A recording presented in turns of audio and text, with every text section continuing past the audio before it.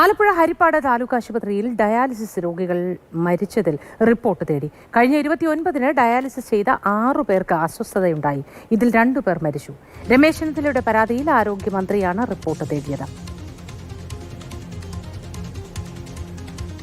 മരണപ്പെട്ട വ്യക്തിയുടെ വീട് സന്ദർശിക്കുകയും ബന്ധുമിത്രാദികളെ കാണുകയും അവരുടെ ആക്ഷേപം കേൾക്കുകയും അതോടൊപ്പം തന്നെ ബന്ധുമിത്രാദികളോടൊപ്പം താലൂക്ക് ആശുപത്രിയിലെത്തി സൂപ്രണ്ടിനെയും ഡയാലിസിസ് ചെയ്യുന്ന ടെക്നീഷ്യൻസിനെയും ഡോക്ടേഴ്സിനെയും കണ്ട് വിവരങ്ങൾ തിരക്കി അന്വേഷിച്ചതിന്റെ അടിസ്ഥാനത്തിൽ താലൂക്ക് ആശുപത്രിയിൽ മെഷീനുകളും അതുപോലെ തന്നെ അവിടുത്തെ RO വാട്ടറും എല്ലാം ഡിസിൻഫെക്ട് ചെയ്തിട്ടുള്ളതാണെന്നും ഞായറാഴ്ച ദിവസം ഡിസിൻഫെക്ഷൻ നടന്ന് തൊട്ടടുത്ത ദിവസമാണ് ഈ ഡയാലിസിസ് ചെയ്യുമ്പോൾ ഷിവറിംഗ് ഉണ്ടായത് എന്ന് അവർ പറയുകയും ചെയ്തിട്ടുള്ളതാണ്.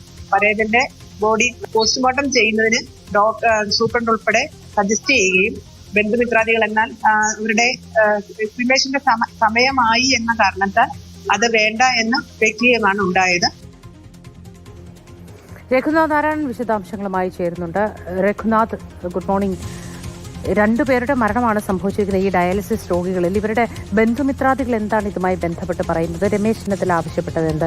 ഒപ്പം ഇതിൽ റിപ്പോർട്ട് തേടിയിരിക്കുകയാണല്ലോ. നിലവിൽ ഒരു പ്രശ്നങ്ങളുമില്ല, എല്ലാം വളരെ ശരിയായിരുന്നു എന്ന് പറയുമ്പോഴും എന്തെങ്കിലും കാരണം കൂടാതെ ഇത്തരത്തിൽ മരണം സംഭവിക്കില്ലല്ലോ.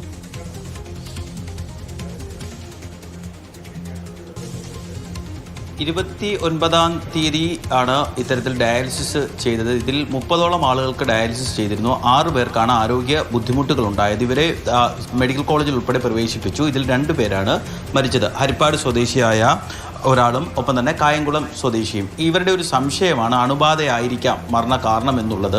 ഇത് സംബന്ധിച്ച് ഈ ബന്ധുക്കളാരും രേഖാമൂലം പരാതി നൽകിയിട്ടില്ല. രമേശ് ചെന്നിത്തല ആരോഗ്യമന്ത്രിയെ വിളിച്ചതിൻ്റെ അടിസ്ഥാനത്തിൽ ആരോഗ്യമന്ത്രി റിപ്പോർട്ട് തേടിയിട്ടുണ്ട്. ഈ റിപ്പോർട്ടിൻ്റെ അടിസ്ഥാനത്തിൽ അല്ലെങ്കിൽ കൂടുതൽ പ്രാഥമിക പരിശോധനയിൽ അണുബാധ ഉണ്ടായിട്ടില്ല എന്നുള്ളതാണ് പ്രാഥമിക പരിശോധനയിൽ കണ്ടെത്തിയത്. വിദഗ്ധ പരിശോധന നടത്തുമെന്നും ആശുപത്രി സൂപ്രണ്ട് അറിയിച്ചിട്ടുണ്ട്.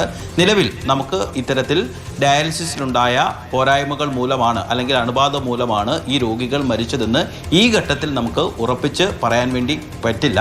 പക്ഷേ ബന്ധുക്കൾക്കും ജനപ്രതിനിധികൾക്കും ഒക്കെ പരാതിയുണ്ട്. ഡയാലിസിസ് കേന്ദ്രത്തിലെ അണുബാധയായിരിക്കാം ഇവരുടെ മരണകാരണമെന്ന്. കൂടുതൽ അന്വേഷണത്തിലൂടെ മാത്രമേ എന്താണ് മരണകാരണമെന്ന് വ്യക്തമാവുകയുള്ളൂ. ശരി, രഘുനാഥ് നാരായണനും പുതുവത്സര ആശംസകൾ നേരുകയാണ്. ഏതായാലും 2 പേരുടെ മരണമാണ് സംഭവിച്ചത്. 6 പേർക്ക് അസ്വസ്ഥതയുണ്ടായി. ബന്ധുക്കൾക്ക് പരാതിയുണ്ട്. ഇതുമായി ബന്ധപ്പെട്ട് കൂടുതൽ അന്വേഷണം നടക്കുന്നു. മന്ത്രി റിപ്പോർട്ട് തേടിയിട്ടുണ്ട്. അത് വരുന്ന മുറയ്ക്ക് കൃത്യമായി കാര്യങ്ങൾ മനസ്സിലാക്കാൻ കഴിയുമെന്ന് കരുതുന്നു.